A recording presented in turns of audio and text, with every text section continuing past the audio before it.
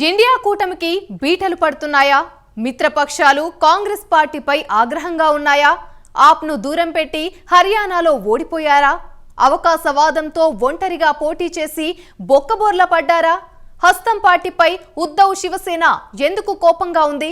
తృణమూల్ సమాజ్వాదీలు కూడా దూరం కాబోతున్నాయా? ఇలా అయితే బీజేపీని ఎదుర్కోవడం సాధ్యపడుతుందా?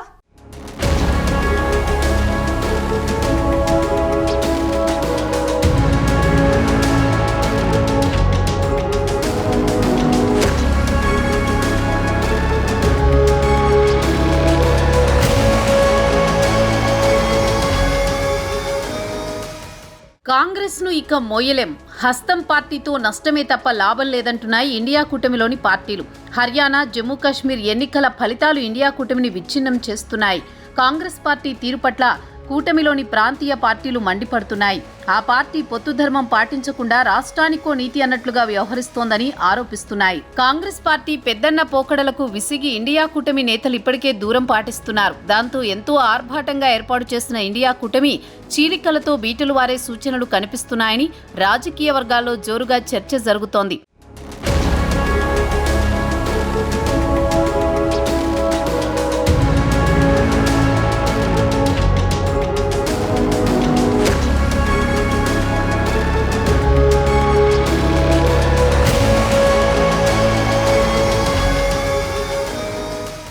తమ బలంతో కాంగ్రెస్ లాభపడుతోందని, తమ భుజాలపై రాజకీయంగా ఊరేగుతున్నదే కానీ ఆ పార్టీతో పొత్తు వల్ల తమకు కలిగే ప్రయోజనం సున్నా అనే అభిప్రాయానికి వస్తున్నాయి.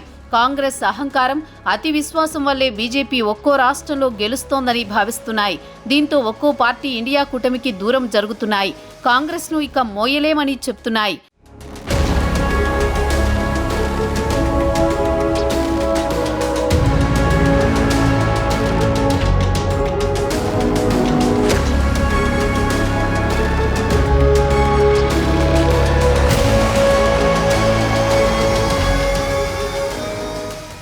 కాంగ్రెస్ పార్టీ దేశవ్యాప్తంగా ఆదరణ కోల్పోతోందని, కేవలం తమ బలాన్ని ఉపయోగించుకుని మనుగడ సాగిస్తోందని ఇండియా కూటమిలోని ప్రాంతీయ పార్టీలు భావిస్తున్నాయి.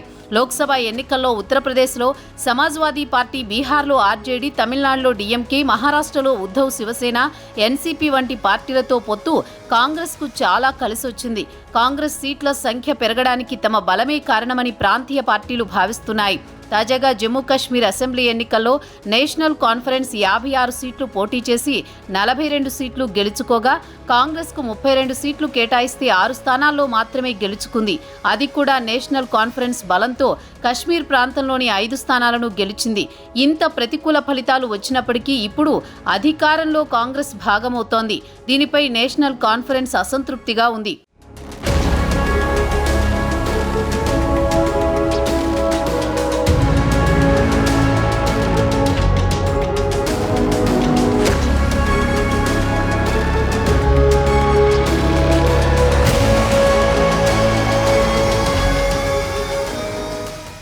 కాంగ్రెస్తో కలిసి వెళితే బీజేపీని ఎదుర్కోలేమనే ఒక అభిప్రాయానికి ఇండియా కూటమిలోని ప్రాంతీయ పార్టీలు వస్తున్నాయి.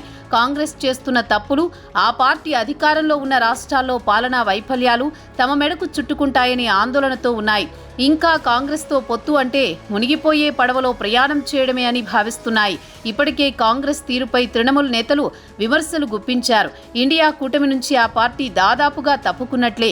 ఢిల్లీలో ఆప్ యూపీ ఉప ఎన్నికల్లో సమాజ్వాదీ ఒంటరిగా పోటీ చేయాలని నిర్ణయించాయి. ఆర్జేడీ, ఉద్ధవ్ శివసేన సైతం కాంగ్రెస్ తీరు పట్ల అసంతృప్తి వ్యక్తం చేశాయి.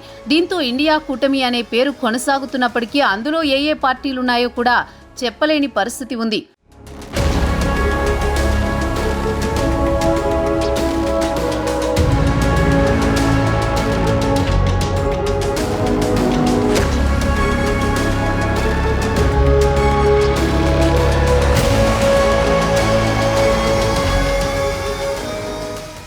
జమ్మూ కాశ్మీర్లో కాంగ్రెస్కు షాక్ తగిలింది. అసెంబ్లీ ఎన్నికల ఫలితాల్లో నేషనల్ కాన్ఫరెన్స్ 42 సీట్లతో అతిపెద్ద పార్టీగా అవతరించి కూటమి పార్టీలైన కాంగ్రెస్, సిపిఎం మద్దతుతో ప్రభుత్వం ఏర్పాటు చేయడానికి పూర్తి మెజారిటీ సాధించింది. అయితే కూటమిలో 6 సీట్లతో ప్రధాన పార్టీగా ఉన్న కాంగ్రెస్కు ఇండిపెండెంట్లు షాక్ ఇచ్చారు. 4 స్వతంత్రులు తాము ఎన్సీకి మద్దతు ఇస్తున్నట్లు ప్రకటించారు. దీంతో ఎన్సీ బలం 46కు చేరింది. దీంతో కాంగ్రెస్కు ప్రాధాన్యం తగ్గిపోయింది. భవిష్యత్తులో ఆ పార్టీ మద్దతు లేకుండానే ప్రభుత్వాన్ని కొనసాగించే బలం ఎన్సీకి ఏర్పడింది. మరోవైపు ఎన్సీ శాసనసభాపక్ష నేతగా ఒమర్ అబ్దుల్లా ఏకగ్రీవంగా ఎన్నికయ్యారు. జరుగుతున్న పరిణామాలు చూస్తుంటే అతి త్వరలోనే నేషనల్ కాన్ఫరెన్స్ కూడా ఇండియా కూటమికి బై బై చెప్పేసినా ఆశ్చర్యం అవసరం లేదంటున్నారు.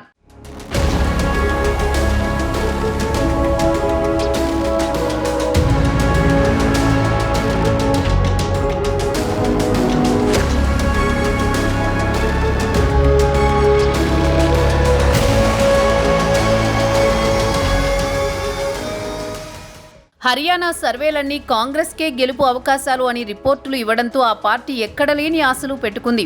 ఫలితాల రోజు కూడా మొదట్లో ట్రెండింగ్ కాంగ్రెస్కు అనుకూలంగానే కొనసాగాయి. దాంతో కాంగ్రెస్ శ్రేణులంతా సంబరాల్లో మునిగిపోయారు. రౌండ్లు పెరుగుతున్న కొలది ఫలితాలు రివర్స్ అయ్యాయి. కంప్లీట్గా బీజేపీకి అనుకూలంగా వచ్చాయి. ఇక ఈ ఫలితాలతో కాంగ్రెస్ పార్టీ ఒక్కసారిగా కంగుతింది. ఫైనల్లీ హర్యానాలో అధికారం చేపట్టలేకపోయింది. బీజేపీనే హ్యాట్రిక్ విజయం సాధించింది. ముందు నుంచి హర్యానాలో తామే గెలుస్తున్నామని నమ్మకం పెట్టుకున్న కాంగ్రెస్ ఫలితాలు చేదు మిగిల్చడంతో ఆ పార్టీ నేతలు ఏవేవో ఆరోపణలు కూడా చేశారు. ఫలితాలను సరిగా లెక్కించలేదని, ఈవీఎంలలో లోపాలు ఉన్నాయంటూ ఆరోపించారు. కానీ వాటిని ఎన్నికల సంఘం ఖండించింది. అవన్నీ నిరాధార ఆరోపణలని తేల్చి చెప్పింది.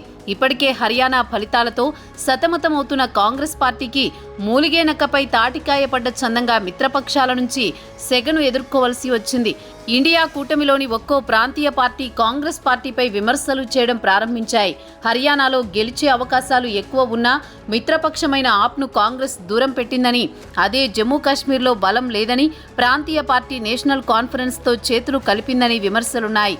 హర్యానాలో ఆప్తో పొత్తు పెట్టుకుని కాంగ్రెస్లో బరిలోకి దిగి ఉంటే ఫలితాలు మరోలా ఉండేవని చెబుతున్నారు. అవకాశవాదంతోనే ఒంటరిగా బరిలోకి దిగి బొక్కబోర్లా పడిందని మండిపడుతున్నాయి.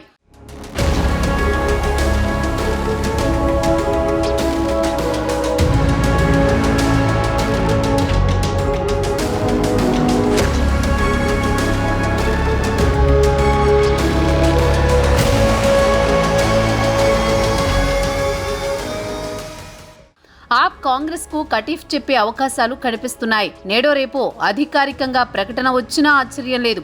ఆప్ తో పాటు సమాజ్వాదీ పార్టీ కూడా కాంగ్రెస్ పార్టీకి దూరం కానున్నట్లు తెలుస్తోంది. హర్యానా ఎన్నికలకు ముందు కాంగ్రెస్ ఆప్ మధ్య పొత్తు కోసం చర్చలు కొనసాగాయి. సీట్ల సర్దుబాటులో కాంగ్రెస్ కాస్త పట్టుదలగా వ్యవహరించింది. దాంతో ఇరు పార్టీల మధ్య పొత్తు కుదరలేదు. హర్యానాలో 10 ఏళ్లుగా బీజేపీ అధికారంలో ఉండడంతో ప్రభుత్వ వ్యతిరేకత, సాగు చట్టాలపై రైతుల ఆందోళన, రెజ్లర్ల ధర్నాలు, అగ్నివీర్పై నిరసనలు వెల్లువెత్తాయి. దాంతో అవి బీజేపీని ఓడిస్తాయని కాంగ్రెస్ గట్టిగా నమ్మింది. దాంతో ఆప్తో సీట్ల సర్దుబాటుకు వెనకడుగు వేసిందని ఆ పార్టీ నేతలు చెప్పారు. ఇక మహారాష్ట్రలో ఏడాది చివరిలో లేదంటే వచ్చే ఏడాది ప్రారంభంలో ఎన్నికలు జరగబోతున్నాయి. ఇప్పటి వరకు మహారాష్ట్రలోని ఉద్ధవ్ శివసేన కూడా ఇండియా కూటమిలో భాగస్వామిగా ఉంది. కానీ మొదటిసారి ఆ పార్టీ కూడా కాంగ్రెస్ పార్టీపై విరుచుకుపడింది. కాంగ్రెస్ పార్టీలోని అంతర్గత కుమ్ములాటల వల్లనే ఎన్నికల్లో ఓడిపోవాల్సి వస్తోందని అభిప్రాయపడ్డారు. మధ్యప్రదేశ్, ఛత్తీస్గఢ్లలో అలాగే జరిగిందని, ఇప్పుడు హర్యానాలోనూ కుమ్ములాట్ల వల్లే ఓడిపోవాల్సి వచ్చిందని అంటున్నారు. ఓవర్ కాన్ఫిడెన్స్, అహంకారం వల్లే కాంగ్రెస్ ఓడిపోయినట్లు ఉద్ధవ్ శివసేన తన అధికారిక పత్రిక సామ్నాలో పేర్కొంది. అటు తృణమూల్ కూడా కాంగ్రెస్ పార్టీపై ఫైర్ అయింది. కాంగ్రెస్ పార్టీ ప్రాంతీయ పార్టీలను తన అవసరాలకు మాత్రమే వాడుకుంటోందని, ఈ విషయాన్ని ప్రాంతీయ పార్టీలు గుర్తించాలని TMC MP Saket Gokhale tweet చేయడం సంచలనానికి దారితీసింది. తాము గెలుస్తామని అనిపిస్తే మరో పార్టీకి అవకాశం ఇవ్వమన్నట్లుగా కాంగ్రెస్ పార్టీ వైఖరి ఉందని పేర్కొన్నారు. ఆ చిన్న చూపే కాంగ్రెస్ పార్టీని ఓడించిందని చెప్పుకొచ్చారు.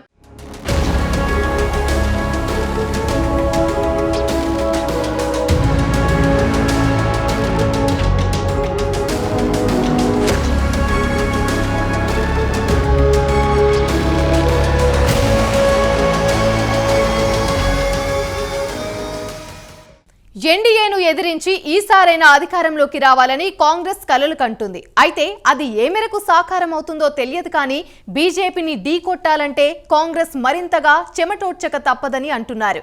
రాహుల్ గాంధీ దేశమంతటా జోడో యాత్ర చేసినా కాంగ్రెస్ కు 99 సీట్లు మాత్రమే కట్టబెట్టారు ప్రజలు. ఇప్పుడు చూస్తే మిత్రపక్షాలకు కాంగ్రెస్ అన్యాయం చేస్తుంది అంటూ ఇండియా కూటమిలోని పార్టీలు తీవ్ర ఆగ్రహం వ్యక్తం చేస్తున్నాయి. తాము ఇండియా కూటమిని వీడుతున్నామని నేడో రేపో అధికారికంగా ప్రకటన చేసినా ఆశ్చర్యం లేదు.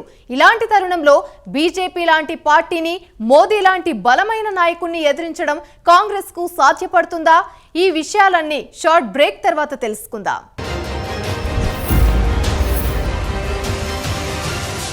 వరుసగా 3 పర్యాయాలు కేంద్రంలో అధికారం కోల్పోయి దిక్కుతోచని పరిస్థితిలో ఉంది కాంగ్రెస్. బీజేపీని దెబ్బ కొట్టడానికి ప్రాంతీయ పార్టీలతో ఇండియా కూటమి కట్టిన తొలి ప్రయత్నంలోనే విఫలమైంది. ఇంకోవైపు మిత్రపక్షాలను కాపాడుకోవడంలో విఫలమవుతుందని ప్రస్తుతం జరుగుతున్న పరిణామాలు చూస్తుంటే త్వరలోనే కాంగ్రెస్ ఒంటరి అవ్వడం ఖాయంగా కనిపిస్తోందా?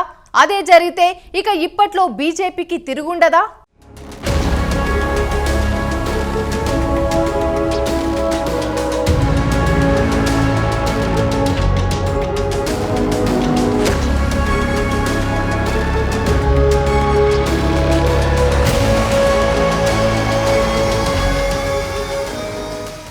తాజాగా కాంగ్రెస్ కి ఆప్ మరో మాస్టర్ స్ట్రోక్ ఇచ్చింది. జమ్మూ కాశ్మీర్లో నేషనల్ కాన్ఫరెన్స్ కాంగ్రెస్ కూటమి ప్రభుత్వాన్ని ఏర్పాటు చేస్తోంది. మొత్తం 90 స్థానాలు ఉన్న జమ్మూ కాశ్మీర్ అసెంబ్లీలో 46 మ్యాజిక్ ఫిగర్.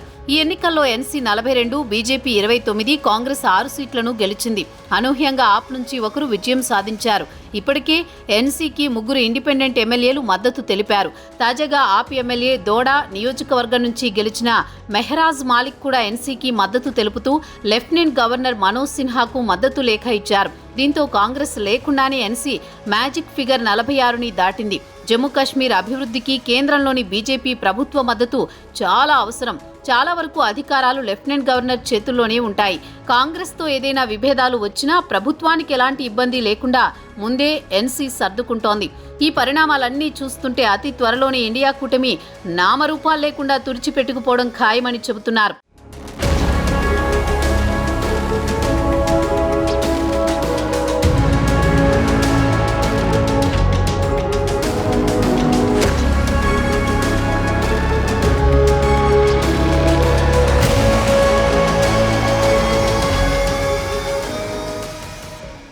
రెండు 2014-2019 ఎన్నికల్లో కాంగ్రెస్ నామరూపాలు లేకుండా పోయింది.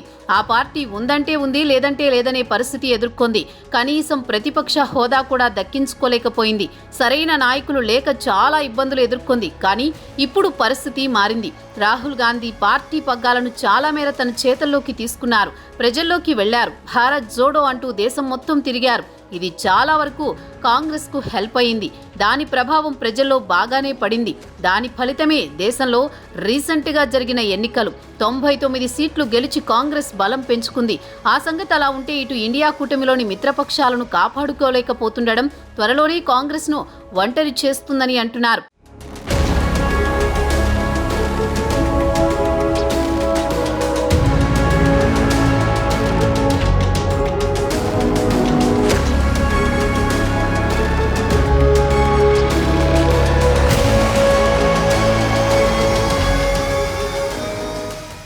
కాంగ్రెస్ పార్టీని ముందుకు నడిపించేంత శక్తి సామర్థ్యాలు రాహుల్కు లేవని ఇంటా బయట విమర్శలు వినిపిస్తున్నాయి. రాహుల్ గాంధీని పప్పుగా పేర్కొంటోంది బీజేపీ. రాహుల్ గాంధీని బీజేపీ ఏమాత్రం సీరియస్గా తీసుకోవట్లేదు. ఆయనకు అంత సీన్ లేదనేది బీజేపీ ఆలోచన. అదే సమయంలో కాంగ్రెస్ పార్టీలో కూడా కొంతమంది సీనియర్లు రాహుల్ గాంధీ తీరుపై అసంతృప్తితో ఉన్నారు. తండ్రి నాయనమ్మలను స్ఫూర్తిగా తీసుకుని పార్టీని ముందుకు నడిపించాల్సిన రాహుల్ గాంధీ ఇప్పటికే చాలా ఆలస్యం చేశారని చెప్పక తప్పదు. సమన్వయం చేసుకుని అందరినీ నడిపించాల్సింది. ఆ దిశగా సక్సెస్ కాలేకపోతున్నారు.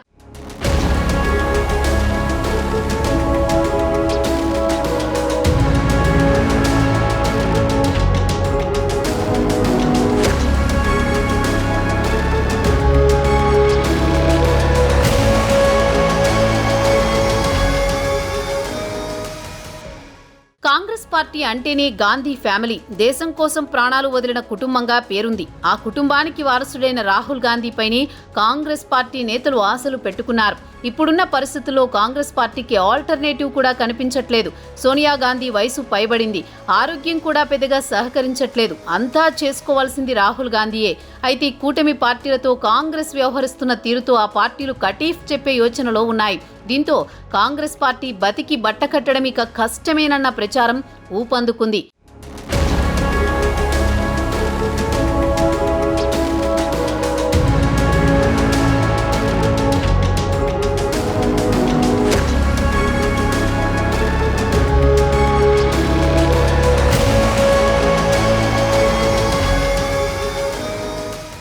స్పష్టమైన వ్యూహం లేని యువనేతలు, అసంతృప్తిగా ఉన్న సీనియర్లు, ఇలా ఎన్నో కారణాలు కాంగ్రెస్ను ఈ స్థితికి తీసుకొచ్చాయి. పార్టీ అధినాయకత్వంలో నిర్ణయాలు తీసుకునే సత్తా లోపించడం, ప్రత్యర్థుల ఎత్తుగళ్లను అంచనా వేసి వాటిని ఎదుర్కొనే వ్యూహాలను రచించే సామర్థ్యాలు లేకపోవడం ఆ పార్టీకి శరాఘాతమయ్యాయి. ఇప్పటికే కాంగ్రెస్ అధినాయకత్వంపై అనేక మంది నాయకులు, కార్యకర్తలు నమ్మకాన్ని కోల్పోయారు. నేటి తరం యువతకు గాంధీ కుటుంబ నేపథ్యం గురించి తెలియదని, అందువల్ల ఇదే తరహాలో రాజకీయాలు చేస్తూ పోతే కాంగ్రెస్ ఓటర్లు పెరిగే అవకాశం లేదని అంటున్నారు.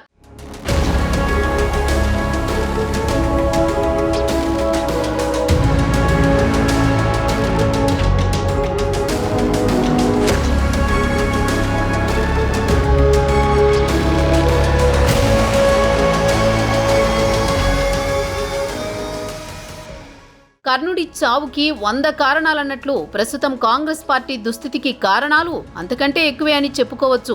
దేశంలో వరుసగా 3 పర్యాయాలు సార్వత్రిక ఎన్నికల్లో ఓటమి పాలైన కాంగ్రెస్కు ఓటములే కాదు, సీట్లు కూడా నామమాత్రపు సంఖ్యకే పరిమితమయ్యాయి. విజయం సాధించిన రాష్ట్రాల్లో కూడా స్వయం కృతాపరాధమో లేదంటే బీజేపీ ఎత్తుల ముందు నిలబడలేకనో ఏమో అధికారాన్ని నిలబెట్టుకోలేకపోతోంది. 2014లో దేశంలో అధికారం కోల్పోయిన నాటి నుండి ఈ 10 ఏళ్లలో కాంగ్రెస్ దుస్థితి పతనావస్థకు చేరినట్లే కనిపిస్తోంది. నాయకత్వ లేమి కూడా ప్రధానంగా కనిపిస్తోంది. మిత్రపక్షాలతోని తిట్లు తింటోంది.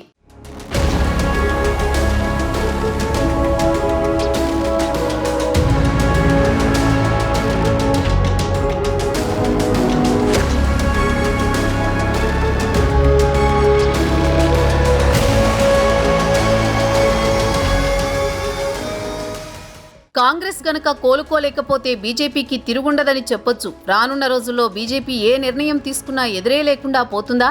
జాతీయ స్థాయిలో కమలానికి ప్రత్యామ్నాయం ఉంటుందా?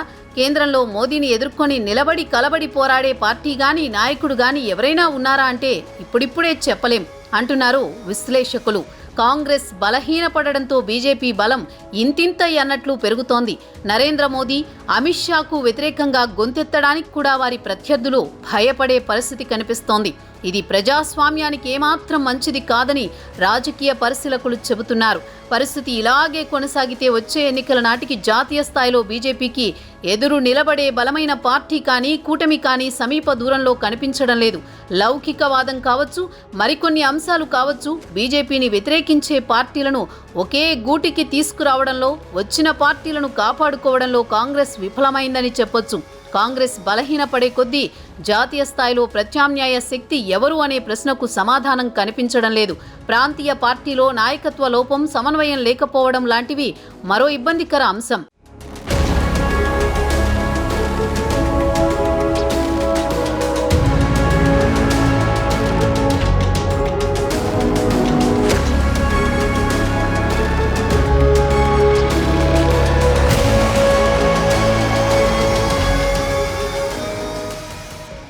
ప్రతిపక్షంలో బలం లేకపోతే అధికారంలో ఉన్నవారు నియంతృత్వ పోకడలకు ఆస్కారం ఏర్పడుతుంది. కాబట్టి అధికార పక్షానికి ధీటుగా బలమైన ప్రతిపక్షం ఉండాల్సిందే. అది ప్రజల పక్షాన జనం గొంతుకగా నిలవాలి. మరి కాంగ్రెస్కు మళ్లీ పూర్వవైభవం వస్తుందా అంటే ఇప్పట్లో అది కనిపించడం లేదని విశ్లేషకులు అంటున్నారు. కంటెంట్ ఉన్నోడికి కటౌట్ అక్కర్లేదు డ్యూడ్ అంటారు. ఆ సినిమా డైలాగ్ రాజకీయాల్లో బాగా పేలుతుంది. ఎందుకంటే కాంగ్రెస్ కంటే ఆ పార్టీని నడిపించిన వారి వల్లే ఇన్నాళ్లు దేశంలో బలీయమైన శక్తిగా కొనసాగింది. నెహ్రూ, ఇందిరా, రాజీవ్ లాంటి బలమైన నేతలే ఆ పార్టీకి ఆయువు పట్టుగా ఉన్నారు. కానీ ఇప్పుడు ఆ శక్తే లేకుండా పోయింది. పార్టీ అంతా వృద్ధ నేతలతో నిండిపోయి యువరక్తానికి అవకాశం ఇవ్వకుండా కాంగ్రెస్ తన గోతిని తానే తవ్వుకుంటోందా అన్న చర్చ సాగుతోంది. 130 ఏళ్ల చరిత్ర ఉన్న పార్టీ యువ నాయకత్వంతో ఉవ్వెత్తున ఎగిసిపడాల్సిన సమయంలో తీసుకున్న కొన్ని నిర్ణయాలు పార్టీని పతన స్థాయికి చేరేలా చేసింది. అసలే దేశంలో పార్టీ పతనావస్థకు చేరుతున్న తరుణంలో నడిపించాల్సిన నాయకులే కరువైన దుస్థితి కాంగ్రెస్ది. అయితే తెలంగాణలో రేవంత్ రెడ్డికి ప్రాధాన్యత ఇచ్చి అధికారంలోకి వచ్చింది. దేశంలోని మిగతా రాష్ట్రాల్లో కూడా రేవంత్ లాంటి నాయకులను ప్రోత్సహిస్తే రాష్ట్రాల్లో బలం పుంజుకునే అవకాశం ఉంటుందని అంటున్నారు. అప్పుడు ప్రాంతీయ పార్టీలతో పొత్తులు లేకుండానే కాంగ్రెస్ మళ్లీ పూర్వ వైభవం సాధించుకోవచ్చని అంటున్నారు. చూడాలి మరి హస్తం పార్టీ ఫ్యూచర్ ఎలా ఉంటుందో అన్నది.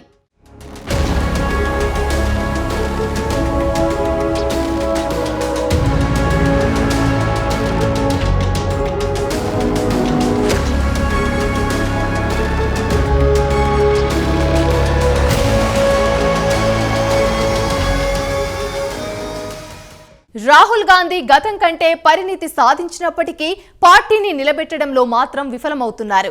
తండ్రి నాయనమ్మల స్ఫూర్తితో ముందుకు అడుగులు వేయాల్సిన నాయకుడు ఎందుకో తెలియదు గాని తరచుగా విఫలమవుతున్నారు. రేవంత్ రెడ్డి లాంటి బలమైన నేతలకు రాష్ట్రాల్లో ప్రోత్సాహం అందిస్తే పార్టీ మళ్లీ గాడిన పడే అవకాశం ఉన్నా ఆ సూత్రాన్ని దేశవ్యాప్తంగా అమలు చేయలేకపోతున్నారు. మరి భవిష్యత్తులో రాహుల్ పార్టీని నడపగలరా? బీజేపీ సారథ్యంలోనే ఎన్డీఏ విజయాల పరంపరకు బ్రేక్ వేయగలరా అన్నది కాలమే తేల్చాలి.